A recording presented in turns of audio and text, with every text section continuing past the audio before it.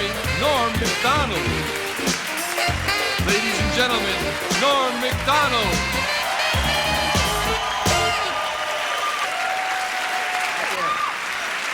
Thanks. Well, good to see you. Good crowd here. How are you doing tonight? You all right? Good stuff there. Well, I'm doing all right, too.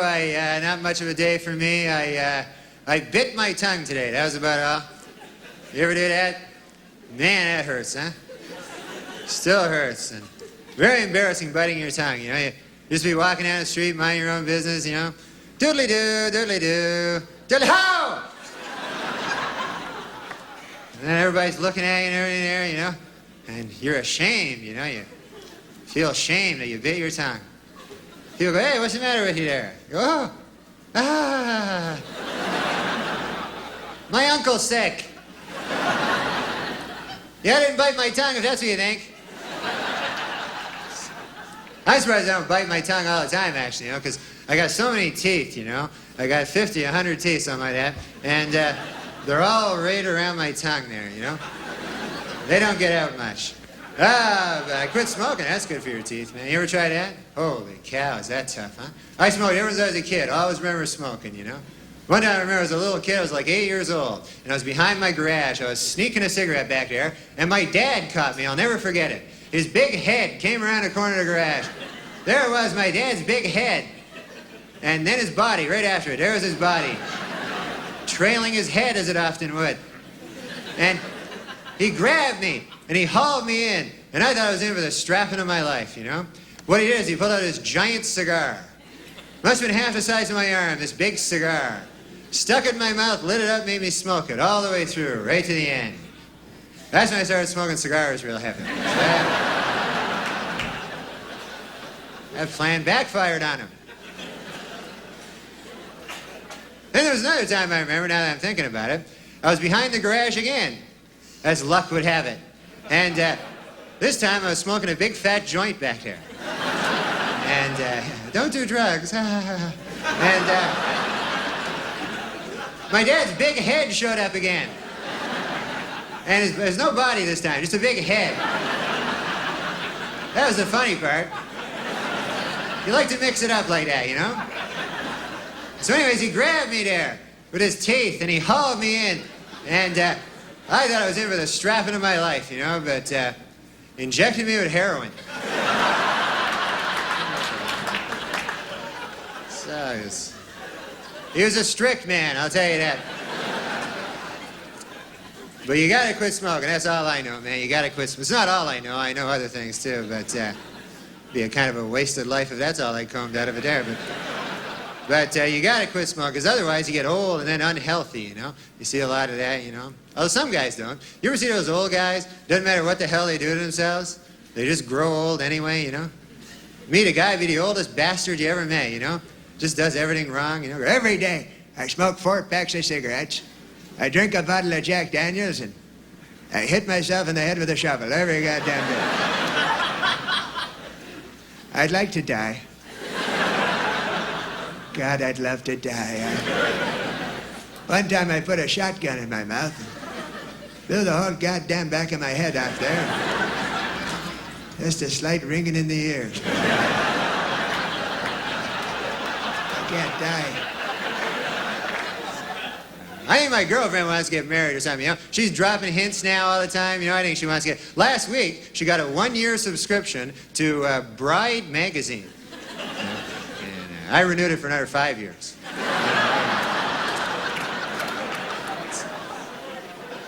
Man, them engagement rings, boy, they cost a lot, boy. I was looking at them. Cost like $1,000, $2,000, you know, $3,000, something like that, $4,000.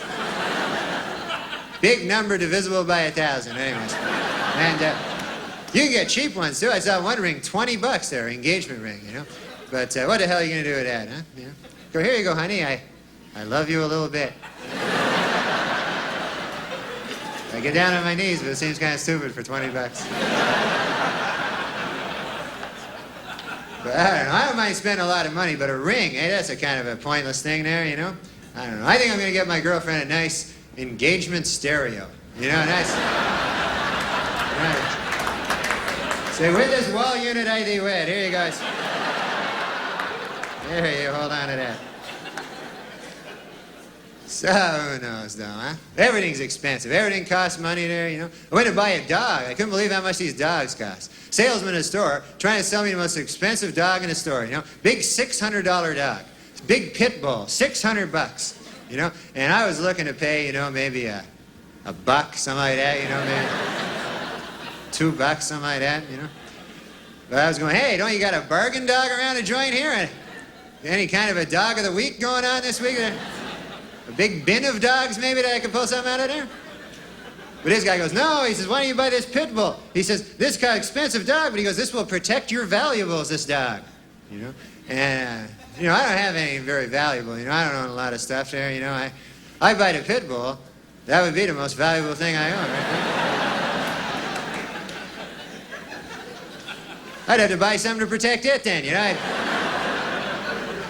be out shopping for wolverines the next day there.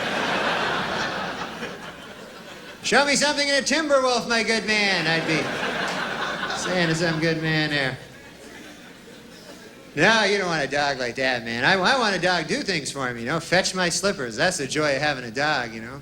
Pitbull won't do that stuff. Go, hey, Pitbull, fetch my slippers. Pitbull go, hey, I could kill you, pal. I'm a Pitbull. Don't you read the papers or anything? I kill, that's all I don't fetch. I fetch people, that's all I fetch. I can fetch you a guy, that's the best I could do there, and maybe you're wearing some slippers. How'd that be? When I was young, no such thing as a pit bull. When I was a kid, it was the meanest dog around, the Doberman dog, you know? And they'd kill you too. They'd rip your throat out just the same, you know? But not fast like a pit bull, eh? A Doberman always give you a little head start there, you know? They were a sporting dog, them Doberman. They'd see you in the street, they'd go, hey, that your house over there? Yeah, go ahead.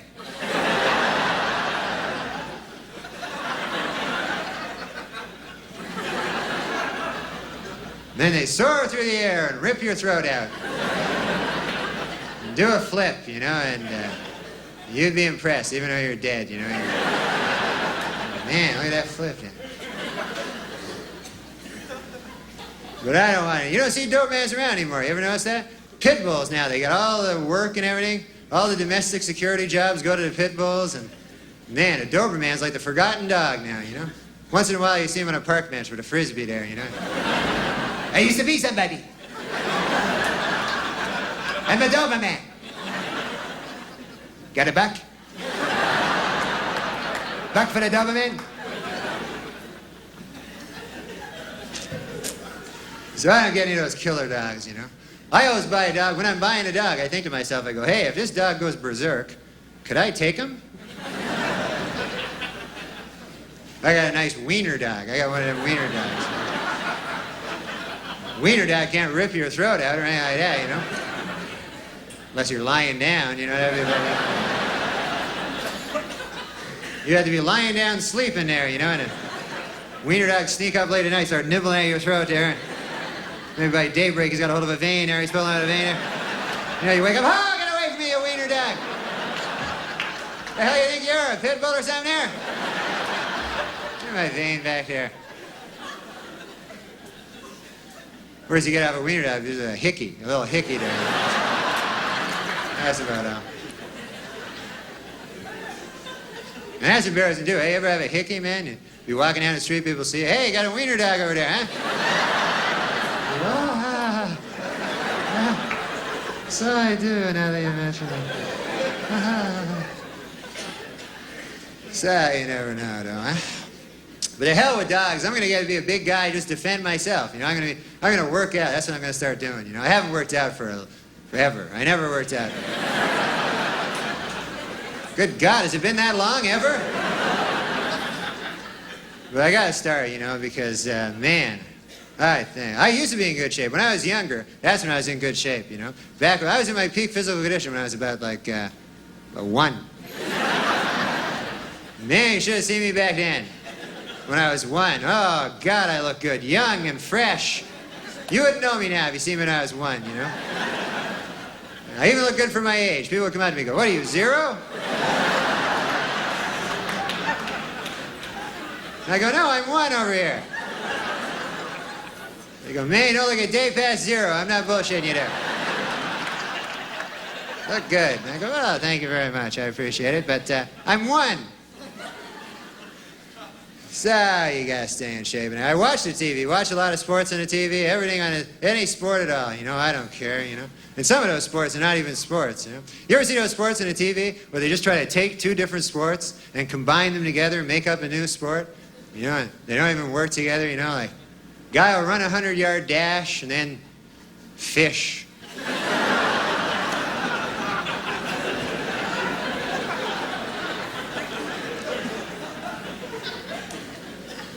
But I don't know. I saw this one cliff diving. There's a weird sport. Hey, a guy diving off a cliff there, and they're trying to pass it off as a sport. You know, it's like attempted suicide pretty well, eh? Next week, I saw on a TV guy that got washing down Quaaludes with wood alcohol. Can you believe that? How about that for a sport, eh? But it's tough to know who's better in cliff diving either. Like you see a guy diving off a cliff, they go, oh man, a guy diving off a cliff. And then another guy dives, whoa, there's another guy diving off a cliff there. But you can't tell who's better, you know, like if you survive at all, hey, you're a great cliff diver there. There's only two classifications in cliff diving there. There's a grand champion and then stuff on a rock.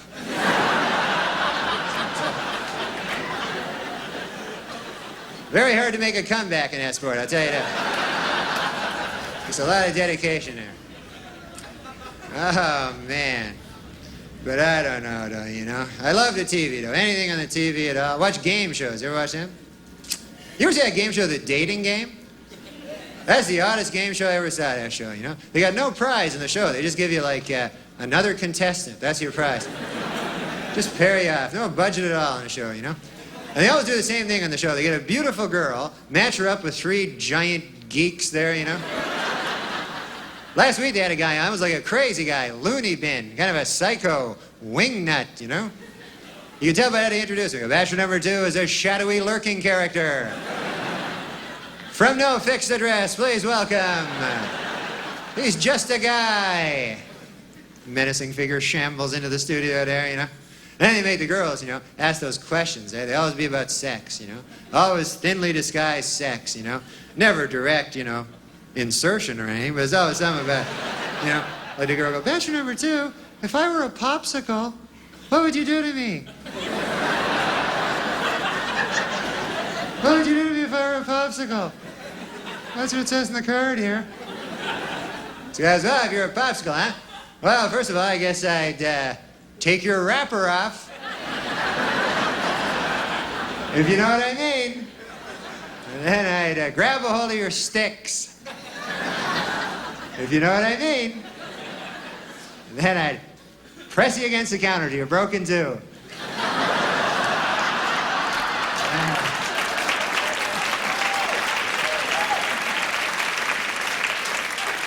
Put half in the freezer till later. You know what I mean there? You understand what I'm getting at? That was nuts. Crazy as a hoot owl, this guy. Oh, well, it's good to be here, man. I came down here. I got a lift down here. We drove down, me and my two buddies there, and 4 hours it took us to drive down here. And I was in the back seat all the way. You ever be in the back seat for a long trip? Oh, man, is that stink or what? Man, what a rough place that is. And when there's only 3 of you in the car, you know, and you're in the back seat, you know you're not the most popular guy in the car. Got no dignity back there at all, you know?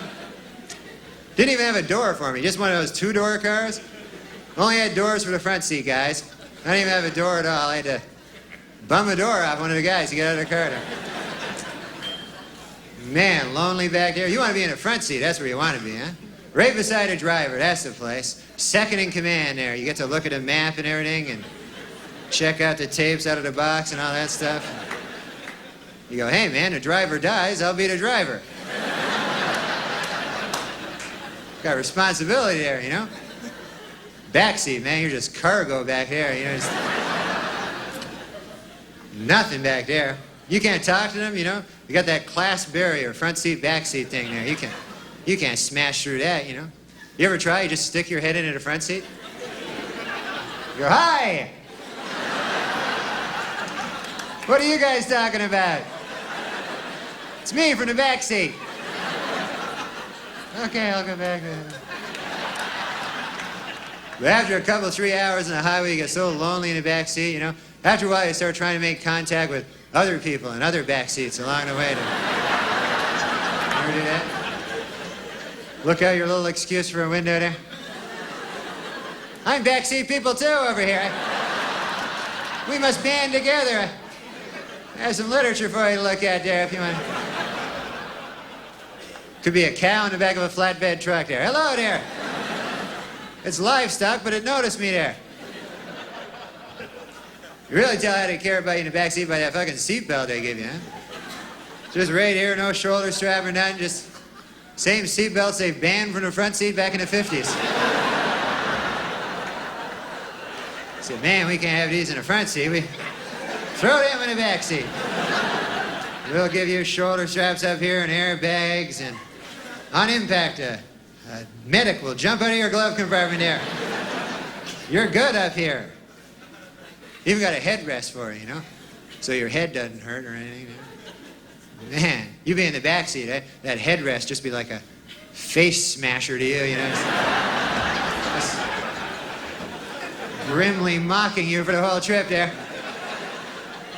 Headed going to that like an overripe cantaloupe there, you know? Just splash. The only way you can escape is to sleep, you know? That's the only thing you can do in the back seat. Sleep and for a chance to dream.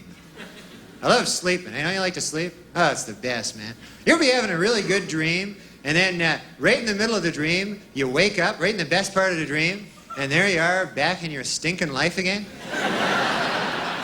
Man, that's rough, huh? So then you fall asleep, try to re-dream it. Man, that never works out there. Always end up with some weird mutation of your original dream there, you know? Well, the other night I was dreaming, you know, I was in a pool with Christy Brinkley, and we were approaching each other, me and Christy Brinkley in a pool, and we were just about to touch, and I woke up. So then I fell asleep, tried to re-dream it there, ended up shooting pool with David Brinkley. That wasn't very much fun there, I'll tell you that,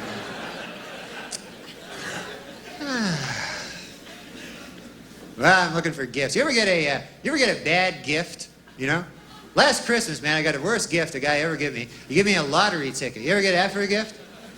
Man, what a stinking gift that is. Huh? You know, what's a guy even thinking there? I go, here you go. Nothing. Merry Christmas. It's nothing. From me to you, not anything.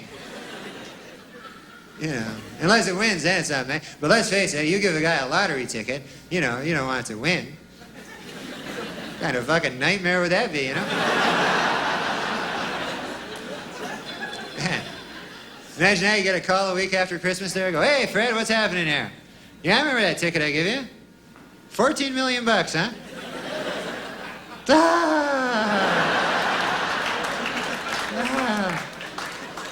Good for you, Fred, yeah. No, I'm happy over here. No. Listen, what'd you get me again there, Fred? I can't remember what you got me. I know I got you to 14 million, but I can't remember for the life. Oh, yeah, the cup. Yeah, I remember now. Yes, thanks for asking. I'm enjoying the cup there. I had some tea out of it the other day there, and some coffee. I'm hoping to have some soup there, and guess no chance that cup's skyrocketing in value at all, huh? I guess that's a sensible view. Well, I gotta go now, Fred. I gotta go apply a shard of glass to my throat. Okay, goodbye. You never know. But you always gotta buy. I gotta buy for my dog now. I gotta buy gifts for him, you know. And, man, he has a birthday like 7 times a fucking year, too, you know. So always out shopping for him there. And, man, you don't know what to get a dog. Eh? Very hard to buy for a dog. You know, what the hell are you gonna get him, you know? You want to get him something he wouldn't ordinarily get for himself, you know, but that's just strewn garbage. That's all he ever gets for himself. I got him a rubber bone. I thought he'd like that, you know. Dog gets it, goes, oh, great, a bone. Oh, yeah, it's not a bone. Million laughs, pal. What's next, an electric fire hydrant over here? What the hell are you doing to me? I'm a dog over here. My grandmother, she got my dog a sweater. She knitted him a sweater. What a useless gift that is, huh? Big green sweater, you know. I don't want to make the dog wear it, you know, it just humiliates the dog there. And what happens if the dog gets lost, you know? He's wearing a sweater. Huh?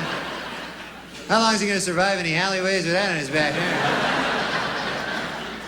Yeah, them's mean streets if you're a wiener dog in a cardigan, I'll tell you that.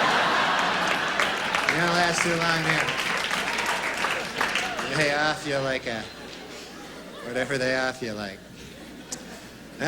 So who knows though. My dog doesn't really talk, by the way. I know my dog talks in a lot of my little jokes there, but I'm just lying there. He's a regular dog, you know. I lie like that sometimes. You ever lie? Who the hell doesn't lie? Hey, you gotta lie, but you ever lie for no reason? That's the worst kind of lie, huh? You know, because usually there's a reason you lie, like you want to protect somebody's feelings or, you know, fuck over your buddy or something like that, you know? Would you ever just a big lie spills out of your evil head all of a sudden, you don't even know? You know, like a guy will come up to you and go, hey, you ever see that movie with Meryl Streep and the horse? And then you go, yes. And in the back of your head, you go, what the fuck am I lying about over here? I stand to gain nothing by this lie. The hell am I thinking back here in my head?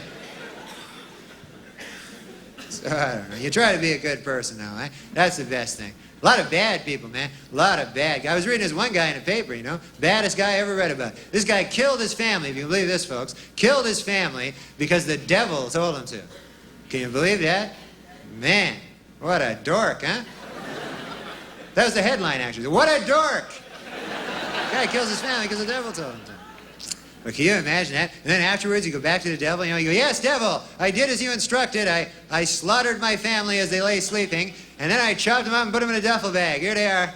I got them here in the duffel bag. I'll be burying them tonight at the shallow grave by the side of the railroad track, as you have commanded, O Lord host of the hoary netherworld. And then the devil pulls off a mask. It's me, Bob!